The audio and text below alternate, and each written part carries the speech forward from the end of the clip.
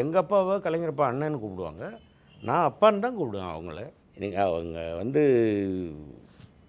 வரும்பொழுது நான் என்ன பண்ணேன், ராஜா அண்ணாமலை மன்றத்தில் அப்படின்னு நின்றுட்டே இருந்தேன். பார்த்துட்டு வாயா அப்படின்னாங்க. நான் கிட்டக்கு போய் கட்டி பிடிச்சேன். உடனே போலீஸ் இருக்காங்க இல்லையா, அவங்க சிஎம் போலீஸ் சொன்னாங்க. நான் திரும்பி எங்கள் அப்பா சார், நான் கட்டி பிடிக்காம வேறு யார் சார் கட்டி பிடிக்கிறதுன்னு. உடனே கலைஞரப்பா சிரித்தாங்க. அண்ணன் மகன் அப்படின்னாங்க. அந்த மாதிரி நான் என்ன அவங்க இறந்தப்போ நான் எங்கேயோ இருந்தேன். வர்றதுக்கு வண்டி இல்லை, ஒன்றும் இல்லை. மாட்டிக்கிட்டதுக்கப்புறம் வந்த உடனே போனேன்.